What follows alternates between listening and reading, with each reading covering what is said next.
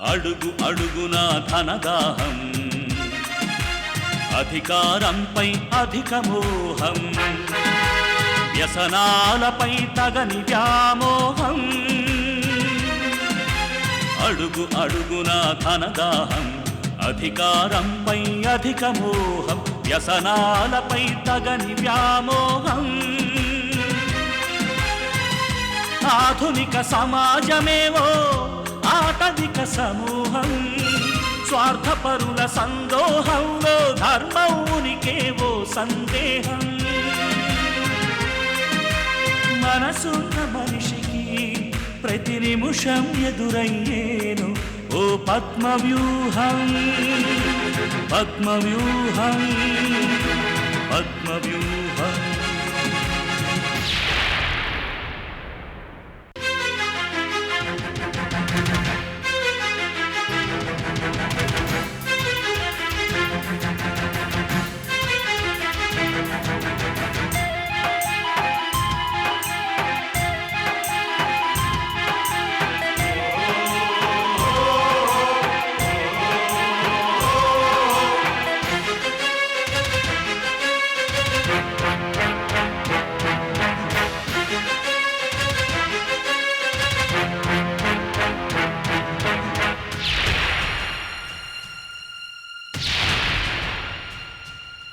ప్రతి కదలిక వెనుక ఓ లాభానికై చింత, అవసరం లేకుంటే అరక్షణమైన నిలువరు నీ చెంత. ఇది కన్నీటినే వేలం వేసే కసాయి సంత, విలువలకై వెతుకులాట నేడొక పెద్ద వింత. విలువలకై వెతుకులాట నేడొక పెద్ద వింత. ఫింగర్ ప్రింట్ ఎక్స్పర్ట్ని పిలిపించావా? ఫోటోలు తీయించావా? ఆ రోజు జీపులో డీజిల్ అయిపోయింది సార్. తర్వాత ఏదో మేనేజ్ చేసి వాళ్ళని రప్పించాను. వేస్ట్ కేసుని తెలిసి వాళ్ళు ఏదో తూతూ మంత్రం అనిపించారు. ఇక్కడ హతుడు రక్తమే కాదు, ఇంకెవరి రక్తమైనా పడిందా? ఆ రక్తం మరకలు ఏమన్నా ఉన్నాయా? ఆ డీటెయిల్స్ కూడా నాకు కావాలి. చచ్చినవాడి రక్తం ఉంటుంది కానీ ఇంకెవరి రక్తం ఎందుకు ఉంటుంది సార్? అసలు బుద్ధి ఉందయ్యా నీకు?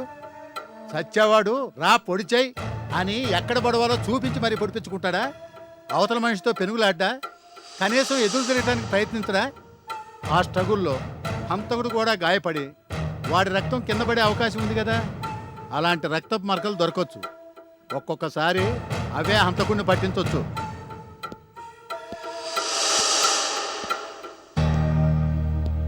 మర్డర్ కేసులో వేళ్ళు గోళ్ళు దగ్గర నుంచి వెంట్రుకల వరకు ఏ చిన్న ఆధారాన్ని కూడా వదిలిపెట్టకూడదు.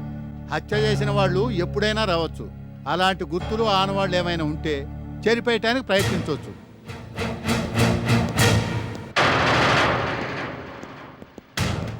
అందుకనే ఈ బంగ్లాని మన ఆధీనంలోకి తీసుకోవాలి. ఎవరూ లోపలికి రాకుండా 24 గంటలు కాపలా కాస్తుండాలి. ఎవరి మీదైనా అనుమానం వస్తే వెంటనే అరెస్ట్ చేయాలి.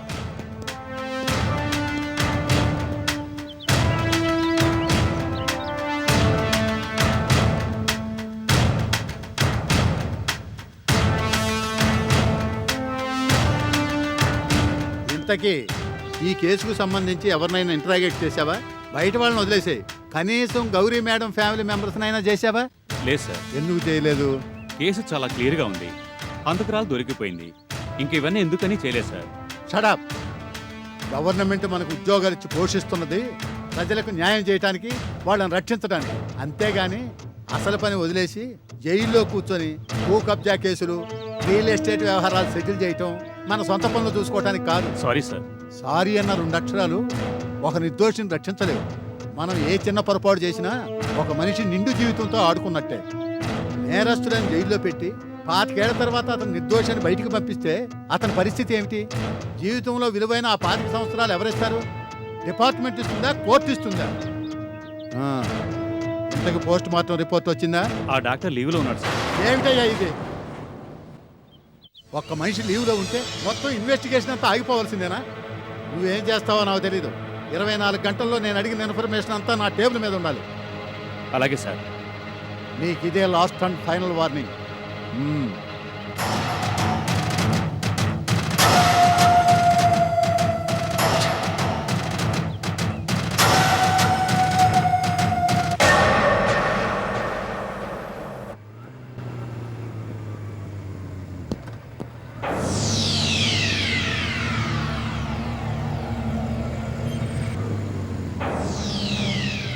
అన్నా ఇదేంటన్నా ఇక్కడ పోలీసులు ఉన్నారు? వాళ్ళు మనల్ని ఇక్కడ చూశారంటే అనవసరంగా ఇరుక్కుంటాం. పదం పద.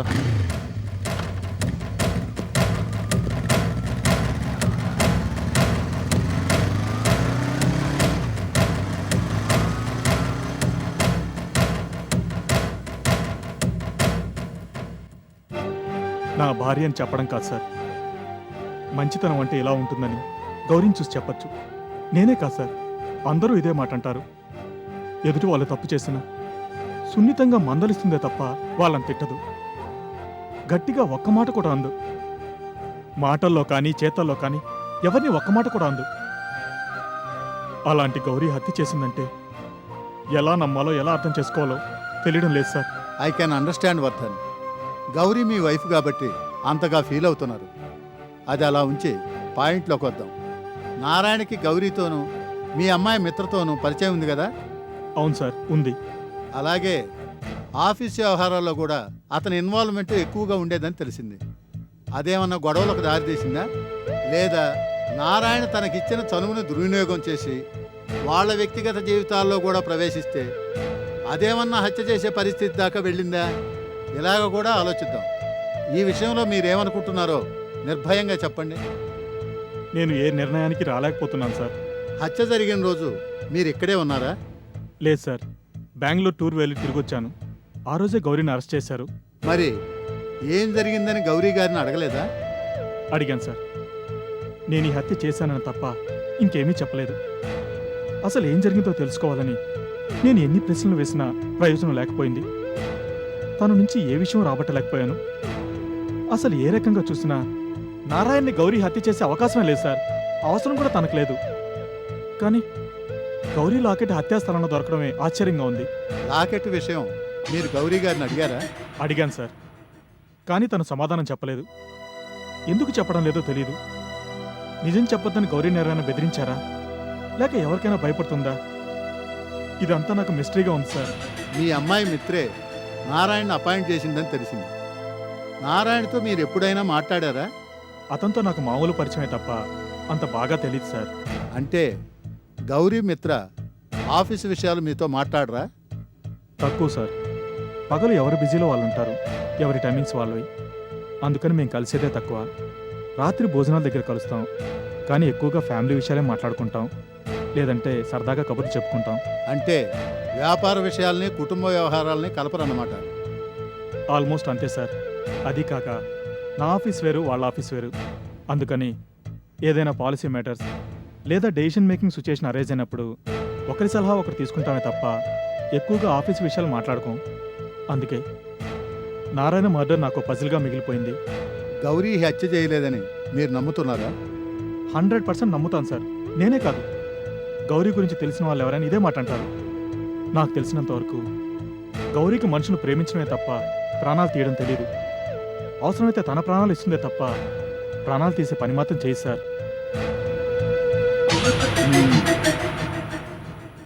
కోర్స్ ఒకవేళ నా భార్య నిజంగా హత్య చేస్తుంటే అందులో నుంచి తనను బయటపడేలా చేయమని మాత్రం మిమ్మల్ని అడగను. గౌరీ నిజంగా హత్య చేసిందా, లేక ఎవరికైనా భయపడాలా చెప్తోందా అన్న విషయం మీ దర్యాప్తులోనే తెలియాలి. ఇన్వెస్టిగేషన్లో ఆ నిజాన్ని మీరు బయటికి తేగలిగితే తప్పకుండా గౌరీ నిర్దోషిగా బయటకు వస్తుందనే నమ్మకం నాకుంది సార్. కాబట్టి మీరు ఆ సాయం చేయాలి. ష్యూర్, ఇది నాకు ఛాలెంజింగ్ కేసే. తప్పకుండా చేస్తాను.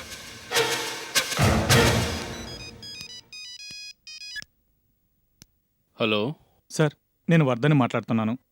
రామనాథం అనే క్రైమ్ బ్రాంచ్ ఇన్స్పెక్టర్ వచ్చి గౌరీ కేసు విషయంలో నన్ను ఇంట్రాగేట్ చేసి వెళ్ళాడు. ఆ విషయం మీకు చెప్దామని ఫోన్ చేశాను. రామనాథమా? Very good. రామనాథన్ చాలా సిన్సియర్ ఆఫీసర్. జాబులో అంత కమిట్మెంట్ ఉన్న వ్యక్తులు చాలా అరుదుగా కనిపిస్తారు. లంచాలు, రికమెండేషన్లు వేటికి లొంగడు. అంతా పద్ధతి ప్రకారం చేసుకుంటూ పోతాడు. ఆయన వచ్చారు కాబట్టి కేసు ఏళ్ల తరబడి కోర్టులో ఉండే అవకాశం లేదు. ఏమైనా ఈ కేసులో ఇది మంచి డెవలప్మెంట్ వద్దని ఉంటాను సార్. అలాగే నువ్వు చెప్పాల్సింది నువ్వు చెప్పావు కదా, మిగతాది రామనాథన్ గారు చూసుకుంటారు. నువ్వు ధైర్యంగా ఉండు. అలాగే సార్, ఆ, ఉంటాను. ఓకే. నమస్కారం బాబు. నమస్కారం సార్. కాశీ వెళ్ళొచ్చారా? వెళ్ళొచ్చాం సార్. హత్య జరిగిన స్థలంలో పోలీసు బందోబస్తు చాలా ఎక్కువగా ఉంది. నేను ఊహించాను. ఇప్పుడు ఆ కేసుని రామనాథం అని క్రైమ్ ఇన్స్పెక్టర్ టేకప్ చేశారు. అందుకని మీరు కూడా చాలా జాగ్రత్తగా ఉండాలి. అలాగే బాబు. మీరు చిన్న పని చేయాలి. చెప్పండి బాబు.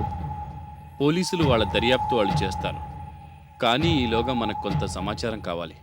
ఏం కావాలో చెప్పండి సార్. ఆ బంగ్లాకి వాచ్మెన్ ఉన్నాడా లేడా, ఉంటే అతను ఏమయ్యాడు, హత్య జరిగిన రోజున ఆ బంగ్లాకి ఎవరెవరు వచ్చారు, నిజంగా గౌరీ అక్కడికి వెళ్ళిందా, గౌరీ కాకుండా ఇంకెవరైనా కూడా వచ్చారా, ఈ వివరాలన్నీ మనకు తెలియాలి. అలాగే సార్. ఈ విషయంలో మీ మీద ఎవరికీ అనుమానం రాకూడదు. వచ్చిందంటే వాళ్ళు ముందే జాగ్రత్త పడి తప్పించుకునే అవకాశం ఉంది. అలాగే సార్, మా జాగ్రత్తలో మేము ఉంటాం. వస్తాం సార్. మంచిది.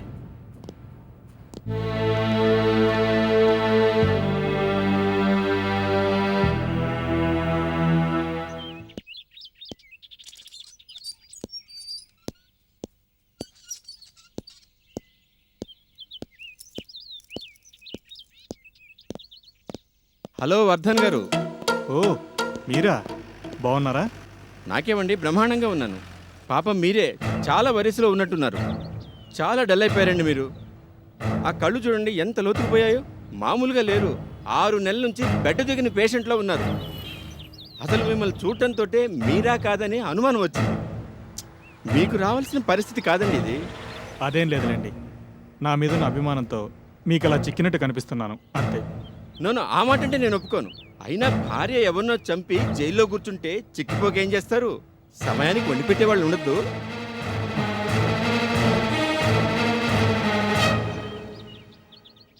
మీ ఆవిడ ఎవరిని చంపింది, ఎలా చంపింది మొత్తం అంతా టీవీలో చూపించారులేండి. సినిమా చూసినట్లు చూసాం. ఈ విషయం చెప్పడానికేనా నన్ను ఆగమన్నారు? అదేంటండి అట్లంటారు? కావలసిన వాళ్ళు ఆ మాత్రం కష్ట సుఖాలు పంచుకోపోతే ఎట్లండి? చూడండి, నా భార్య హత్య చేయలేదు. కేసు హీరింగ్కి వస్తే కానీ అసలు హంతకులు ఎవరో తెలీదు. మీరు భలేవారండి బాబు. ఆ కేసు హీరింగ్ ఎప్పుడు రావాలి, మీ ఆవిడ ఎప్పుడు బయటికి రావాలి, అవన్నీ జరిగే పనులు కావాలండి. ఇంతకీ ఇప్పుడు నన్నేం చేయమంటారు? అంతా అయిపోయాక ఇప్పుడు ఏం చేస్తారులేండి. అందుకే పెళ్ళాన్ని ముందు నుంచి కంట్రోల్లో పెట్టి చెప్పు చేతలో ఉంచుకోవాలన్నారు. మా ఆవిడ నాకు చెప్పి కానీ ఊపిరి కూడా పీల్చదు. మీరు ఆ పని చేయలేకపోయారు. అందుకే ఆవిడ బరి తెగించింది. నారాయణతో ఏమి లింకులున్నాయో అందుకే పొడిచి చంపేసిందని అందరూ చెవులు కొరుక్కుంటున్నారు. నన్ను వాళ్ళకి బాగా గడ్డి పెట్టాను అనుకోండి. అయినా 2 ఆడపిల్లలు పెట్టుకుని ఆవిడ మర్డర్ ఎలా చేశారండి? తల్లి ఇలాంటిదని తెలిస్తే రేపు ఆ పిల్లలకి పెళ్ళిళ్ళు అవ్వద్దు. అన్నీ సక్రమంగా ఉంటేనే ఇవాళ రేపు పెళ్ళిళ్ళు అవడం చాలా కష్టంగా ఉంది. మరి ఆ పిల్లలకి పెళ్ళిళ్ళు ఎట్లా చేశారండి? ఏంట్రా, ఏంటి కూస్తున్నావు? తల్లి మర్డర్ చేస్తే పిల్లలకి పెళ్ళిళ్ళు అవ్వవా? అంటే పెళ్ళిళ్ళు అయ్యాక మర్డర్ చేయొచ్చా? అసలు ఆడపిల్లలు లేకపోతే మర్డర్లు చేస్తూ బతకచ్చా? మాట్లాడమేంట్రా రాస్కెల్. అసలు ఏంట్రా నీ ఉద్దేశం? నీకెలాగో ఆడపిల్లలు లేరుగా, మీ ఆవిడకు కత్తిచ్చి దేశం మీద వదిలేయి. కనిపించిన వాళ్ళందరినీ మర్డర్ చేసి పడేమను. దెబ్బకు దరిద్రం వదిలిపోతుంది. అదేంటండి బాబు, నేనేదో మీకు సపోర్ట్ చేసి మాట్లాడుతుంటే మీరు అలా హీట్ ఎక్కిపోతారేంటి? సపోర్ట్ చేయడం అంటే ఎదుటి వాళ్ళని ఇలా మాటలతో హింసించడం కాదురా రాస్కెల్. పని కొట్టుకుని అందరికీ చెప్తూ ప్రచారం చేయడం కాదు. నా భార్య నిజంగా హత్య చేస్తుంటే శిక్ష అనుభవిస్తుంది. నా పిల్లలకు పెళ్ళిళ్ళు కావు. మధ్యలో నీకేంట్రా? నా కుటుంబ విషయంలో జోక్యం చేసుకునే హక్కు నీకు లేదు. సపోర్టు, సానుభూతి పేరుతో మరొక్క మాట మాట్లాడితే నిలువున చీరేస్తాను పోతలకి. చేసింది మర్డరు, పైగా దబాయింపు. ఇంకా నయం, నన్ను మర్డర్ చేయలేదు. టోటల్ ఫ్యామిలీయే మర్డర్ ఫ్యామిలీ లాగుంది.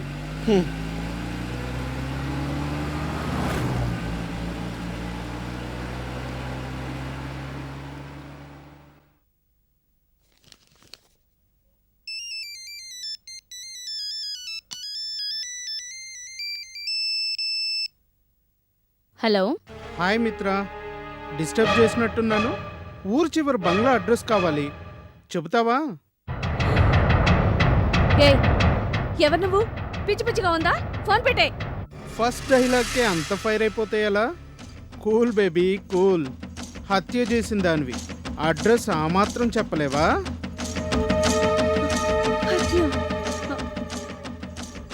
నేనేంటి హత్య చేయడం ఏంటి?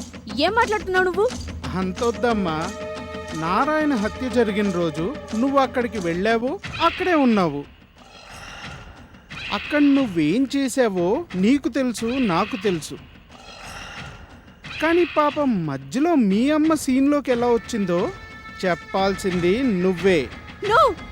నేను హత్య చేయలేదు, నేను హత్య చేయలేదు. అరిచినంత మాత్రాన నిజం అబద్ధం అయిపోదు బేబీ, ఒప్పుకో. ఏంటి బెదిరిస్తున్నావా? నేను ఇలాంటి బెదిరింపులకు లొంగను. తొందరపడి అలాంటి స్టేట్మెంట్లు ఇచ్చేయకు. హత్య చేసింది నువ్వు, అరెస్ట్ చేసింది మీ అమ్మని. హత్య నీది, అరెస్ట్ మీ అమ్మది. ఆ సంగతి నీకు తెలుసు.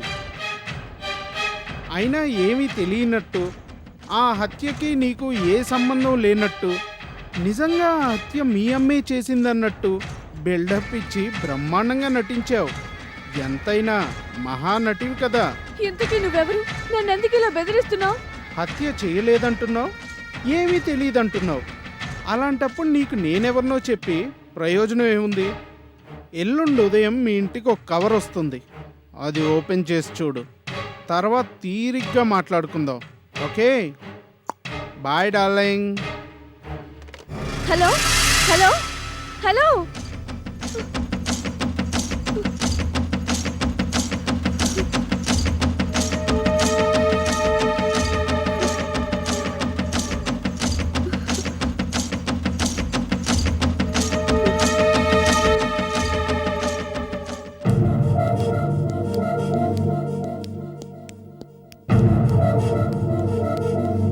రండి.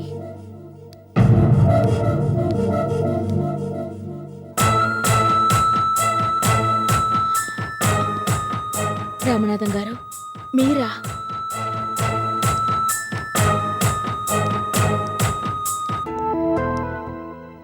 తెలిసిన దానివైనా ఎలాగున్నావని అడగలేకపోతున్నానమ్మా. ఎందుకంటే ఇక్కడ ఎంత నరకం అనుభవిస్తున్నావో నిన్ను చూస్తుంటేనే తెలుస్తూ ఉంది. మనం కలిసి చాలా రోజులైందమ్మా. ఎంతో ఉన్నత స్థానంలో ఉన్న నిన్ను ఈ పరిస్థితుల్లో కలుస్తాననుకోలేదు.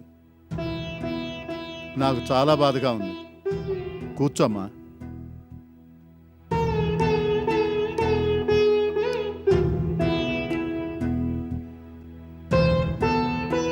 ఈ పరిస్థితి వస్తుందని నేను ఊహించలేదు రామనాథం గారు.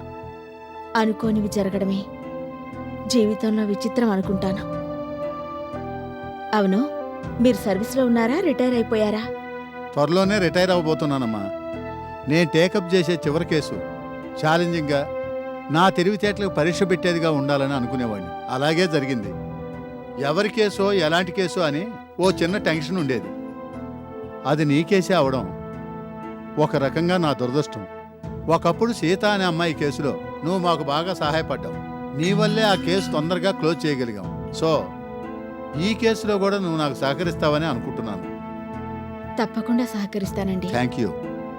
జరిగింది ఏమిటో జరిగినట్టుగా చెప్పు. నువ్వెవరికీ భయపడాల్సిన పని లేదు. నువ్వేం చెప్పినా రహస్యంగా ఉంచుతాను. అలాగే. నారాయణ నీకు తెలుసా? బాగా తెలుసు. అంత బాగా తెలిసిన వ్యక్తిని హత్య చేయాల్సిన పరిస్థితి ఎందుకు వచ్చింది?